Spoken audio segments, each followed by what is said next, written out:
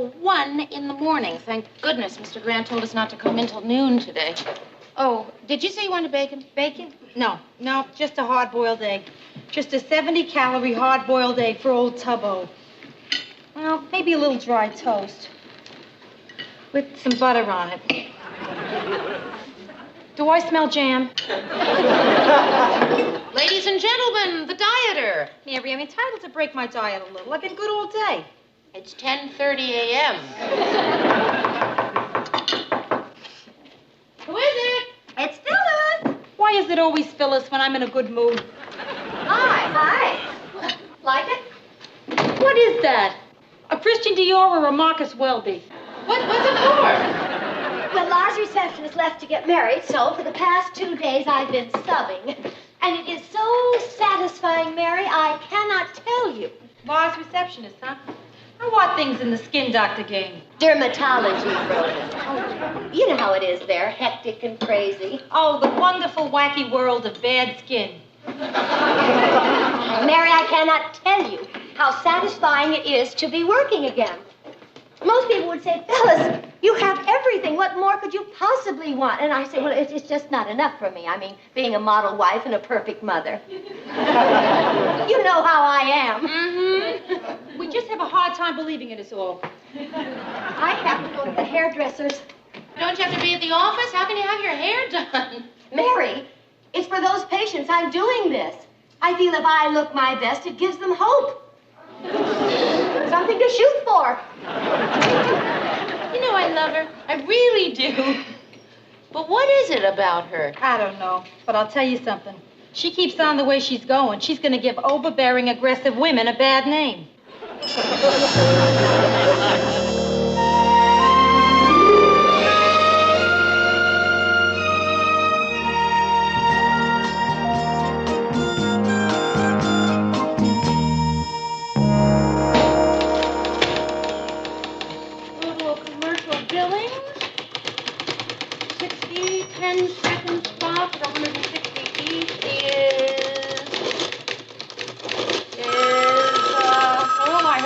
Get by to answer this phone until I finish it, or I'm never going to finish it. Newsroom, hello? Yes, bye. I will. I'll do that. Right.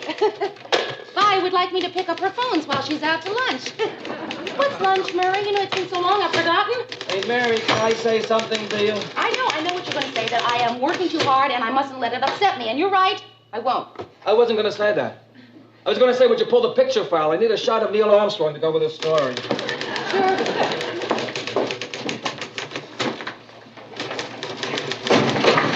Oh, hey, let me help you. No. They're in alphabetical order. How do you put photographs in alphabetical order? You take the last names of the most important persons in the picture. Oh, this one's tough. Who've you got? The President and Joe Namath.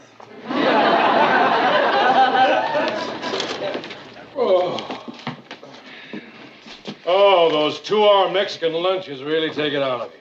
Oh, I think I'll go to my dressing room and have a little fiesta. Nothing like a little naparino to pick you up. Kind of makes you want to cry, doesn't it, Murray? Okay, everybody stop working for a minute. Now, the program manager is so impressed with the way we muddle through a half hour of news that he's expanding the show to a full hour. Hey, Lou, that's terrific. Wow. That means a little more work from each of us. For those who consider twice as much a little more. I want you all to think about how we're going to fill that extra half hour. I'd like to propose that we double the airtime of this fella right here. Thanks, Ted. That'll give me 2 whole minutes to do the weather. Say no more, Gordo. You don't have to tell me. You and I speak the same language. Right on. What's that? Well, forget it. Mary, I want you to give top priority to filling that extra half hour. Mr. Grant, I figure that if I skip lunches and work overtime for the next 2 weeks, I could maybe catch up to where I was a month ago. Which was? 3 weeks behind. There's a little extra money for all of us. Not much. No, Mr. Grant, the little extra money is not going to help me get this work done. Hire an assistant. What I need is an assistant. You mean it? Sure. Call personnel and tell them you need somebody. Tell them you can pay $82.57 a week. Mr. Grant, where did you get that figure? That was the little extra money for all of us.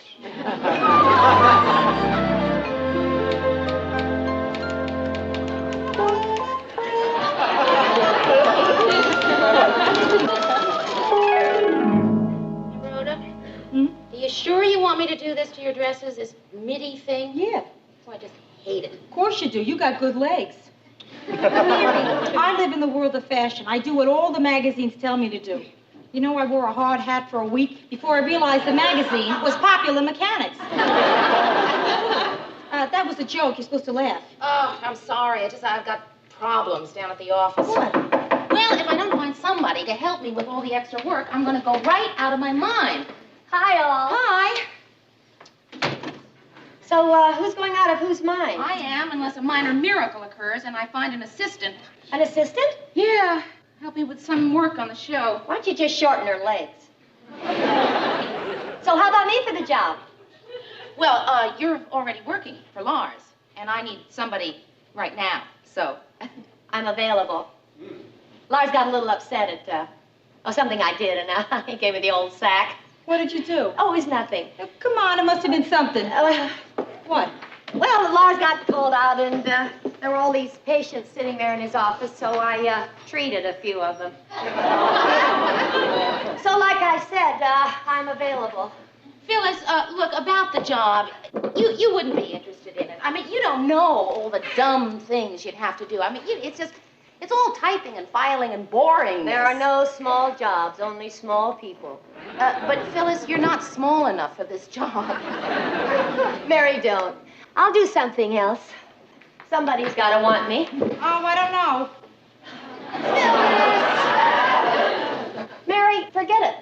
I don't go any place I'm not wanted. Okay. Oh, boy. Phyllis, okay, all right. If you want to try it for, let's say, a week. Okay, all right, I'll try it for 2 weeks. Oh, it'll be fun. A real challenge. I'm sure it will be. You know, it's kind of cute. What? Oh, I was just thinking it's cute, that's all. Yeah? I mean that I have my master's degree. Yes. And you left college after 2 years, and I'm your assistant. Just cute. And I'm telling you, Lou, it wasn't easy in those days, those early days. Wild-eyed kid with a dream. Dream to be an anchor man. Grabbing at Lady Luck. Running around, helter. Is Mary here yet? Yeah. Skelter. Seemed at the time like reaching for the stars. Ted, your life story has been going on for a half hour now. And we're just up to August 1953. I mean, can you hurry up with the point? It's like waiting for a sneeze. Well, I guess I just got to reminiscing. Yeah. And I think to myself, what'd I do it for? The money? No. The money was the least of it. But then again, even though the money is the least of it, now that we're going to an hour... You want a raise, is that it? Lou? I wrote a figure on this pad.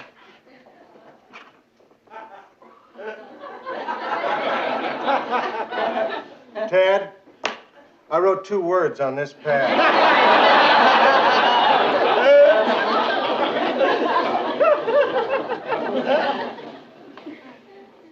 Lou, I think there's a little room for negotiation between that figure and those words. On the other hand, maybe not.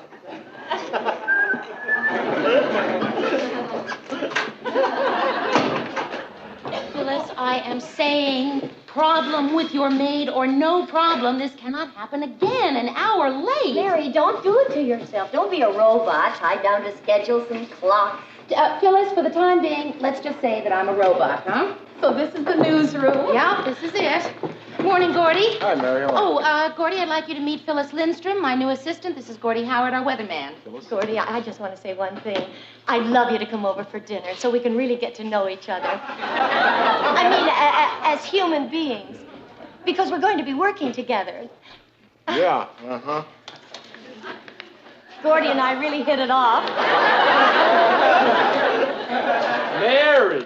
Oh, morning, Murray. Murray, I'd like you to meet my new assistant, Phyllis Lindstrom. This is Murray Slaughter. How do you do, Murray? Hi, I'd love you to Phyllis. come over for dinner if you're not... Mary, where have you been? Lou started yelling for you an hour ago, so I had to cover for you. Oh, thank you. What'd you tell him I was doing? Hanging up your coat. Well, Phyllis, here, sit down. You can use my desk for today. Mary, it's not too important, but, there is one thing. What? Well, you've been calling me your assistant. Yeah, well, I mean, that's what you are. I mean, it's just a word, Phyllis. Well, so is inferior just a word. Well, is there another word that you would prefer? Co-worker. Co-worker. All right. Finally find a hook for your coat, did you? Oh, I'm very sorry. The first day of our new production schedule, and you show up an hour late. Yeah. I'm sure you have an absolutely great excuse. Well, Mr. Grant, I'm waiting. Hallie's comet hit her on her way over. What? Oh, well, let's face it. She could lie or make up some fabulous excuse. Would it make her any more on time? I leave it to you. Mr. Grant, I would like you to meet my new co-worker, Phyllis Lindstrom. This is Mr. Grant. You mean she works here? Yes. Good. You're fired.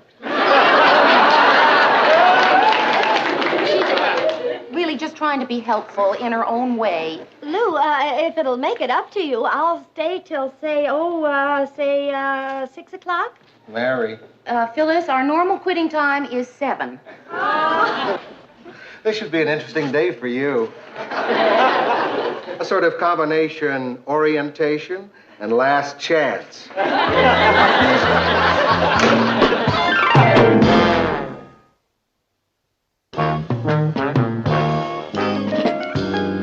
Okay, Phyllis, this has to go into Mimeo tonight.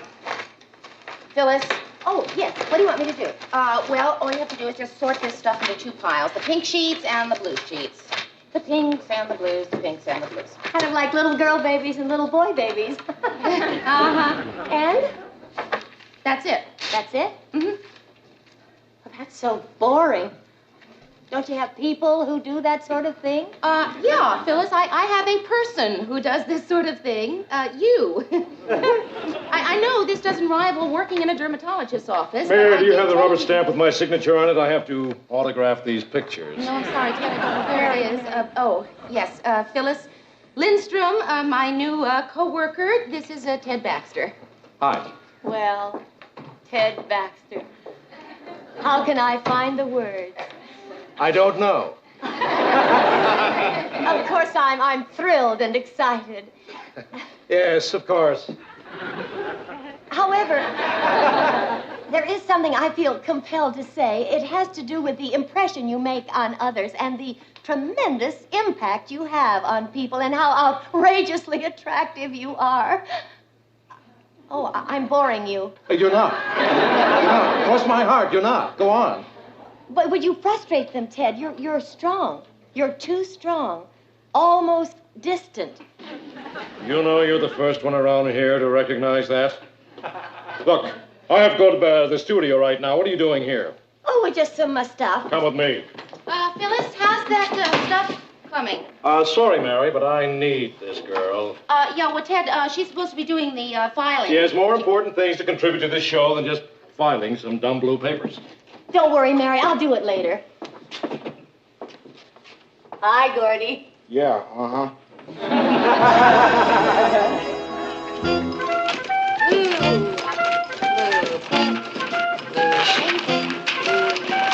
Mary, I thought you hired Phyllis to do that. Blue, I thought I hired Phyllis to do this too, Murray. Well, if she's not doing that, what is she doing? Murray, this copy you sent down, Ted doesn't like it. See what you can do to perk it up. Perk it up? Phyllis. Yes. Murray, would you excuse Phyllis and me for just a minute, please? Not on your life. I want to hang around and watch you explode. Explode? Mary doesn't explode. Yes, Mary does explode. It's just that Mary has this long fuse, you see, and people think that they can take advantage of her because she has this long fuse. But Phyllis, every once in a while, the fuse burns down. And then it's Let me understand this. You feel I'm taking advantage of you? Phyllis, look, I gave you a job. You are supposed to be Filing. Filing! You are not supposed to be coming in here and telling... She's got me so crazy I can't think of your name. Murray. Thank you, Murray. You are not supposed to be coming in here and telling Murray that... Ted? Doesn't like his copy. That's not your job, Phyllis. Your job is to be my assistant. Co-worker. Assistant, Phyllis. No, I am not going to do your job for you. You're right, Mary. You were nice enough to give me this job, and I just got swept up with the glamour of it all. I mean, Ted Baxter, the lights, the cameras.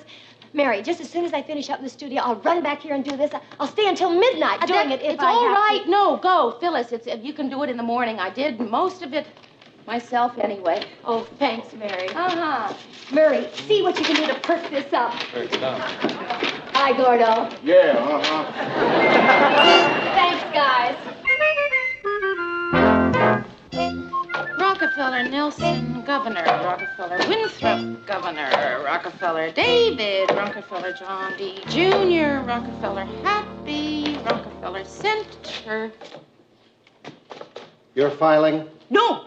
That's Phyllis's job. No, I was just looking for something. Ah, here it is.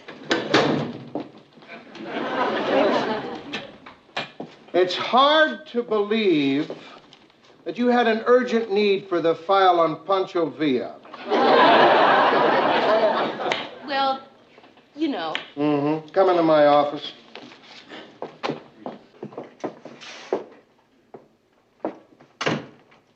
Mary, I'm going to ask you a question, and I want the truth. How's your new assistant, Princess Margaret Rose, shaping up? Just fine. Just fine. You know, it takes a little time to, but she's going to. She's going to be just fine. Just fine. Of course, she has been spending a lot of her time with Ted in the studio. They seem to really have hit it off. I mean, to the point where you might say that she's not quite doing a single bit of work around here. Mary, you could use a little fatherly advice. The fatherly advice is, why'd you hire her? Well, that's a hard one to explain, Mr. Grant. She's a crackerjack typist? She's a great organizer? A whiz at shorthand? She helped me find my apartment. Ah! Rule number 1, don't hire friends. I hired a friend once. You know what happened? Worked out great. But that's me. You can't handle it. I can't handle Phyllis. I mean, I've known her for years, and she's very intelligent, you know, and, well, let me put it this way, Mr. Grant. If Phyllis were drowning, her life wouldn't flash before her eyes. Eleanor Roosevelt's life would flash before her eyes. She's... Hello. Can I see a minute? No, I'm busy. Oh. What'd he say? Well, What'd he say? he's busy. He's busy? Well, use your strength. Go on, try it again. All right. Lou, you and I are going to have a little talk. What do you want? I want her here. Ted, I'm too busy to play games. Well, all right. I'll just talk to the general manager. All right, Ted. Let's talk. Phyllis, I think you and I have some filing to do. Remember when we had that little discussion yesterday? Well, that figure is still in my mind, and this time you're not going to talk me out of it. What's more, not only do I want that raise we discussed, but I also want some new writers on the show. Now, Phyllis here tells me this Norman Mailer fella's pretty good. And if he's not available, how about this Truman Capote? E. Oh, yes, that's right. Truman E. Capote. Look, Ted. Now, Lou, you look. Either I get what I want, or I don't go on tonight. Mary, would you get me the file on available anchormen and their phone numbers? I may need somebody tonight. Yes, sir. He's bluffing. You're bluffing, Lou. Trying to pull the old blufferino, eh? Well, it won't work. Here they are, Mr. Grant. I think they're all up to date, so almost any one of them should be available. You're trying to bluff me, too, eh, Mayor? Well, I'm telling you, it won't work, Lou. I want that raise, and I want it fast. Let's try him first. Sir. Who are you going to dial, Mayor? The weather report? Bluff, bluff, bluff, bluff, bluff. Hello, this is Mr. Lou Grant's office at W. I think I have some filing to do. All right, all right. I didn't say I needed those things I want. I just said I wanted to talk about it. And I talked about it.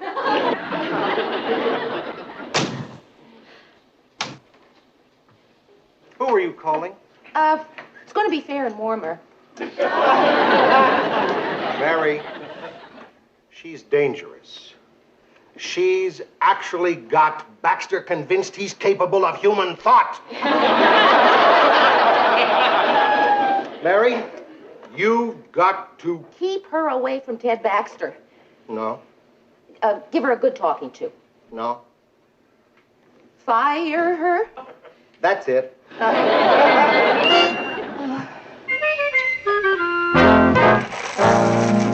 Seems a little barbaric, doesn't it? Putting candy out to fire somebody? Melts in your mouth, not in your unemployment line. Rhoda, she was so awful at work today, but it's just... See, I know it's because underneath that confidence, she's really a mass of insecurity, you know? So how am I going to tell her I have to let her go? I don't know, but you'll think of something, Mayor. You're good at that. It's me. Oh. Hi. Hi. Hi. Good luck. Good luck. What for? Oh, nothing. Nothing. Listen, Phyllis, I have some coffee in the kitchen. Would you like some? No. I had a cup downstairs. You're fired. I didn't say that. Phyllis, it just slipped out. I mean, Phyllis, sit down. Phyllis, I am so sorry I said that, but well, at least I said it, you know? At least now it's out. And the important thing to remember here, Phyllis, is that not everybody is right for every job. I knew it.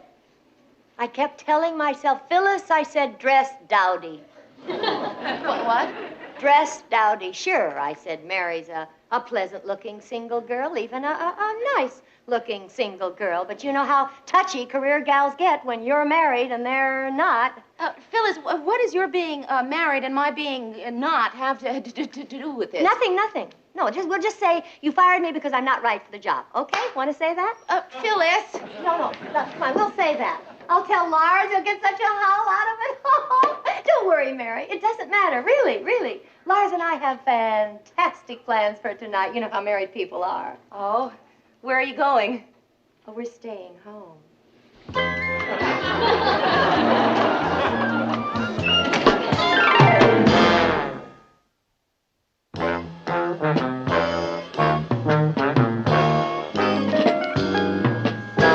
Phyllis, will you please stop apologizing? I can't help it. I mean, I've been just dumb and awful. I deserve being fired. And I took it so badly when you told me you had to let me go. Phyllis, you know, this just really is not necessary. I just want you to know I did a lousy job for you. I didn't do the filing, and I came in late all the time, and I got Lou mad at you, and I caused dissension in the office, and I just generally didn't do my job, and that's all I'm going to say. Good. Now, will you sign this? What is it? The letter of recommendation. Woman may concern, Phyllis Lindstrom is dependable, efficient, prompt. Just put your signature right on it. Takes direction well, organized.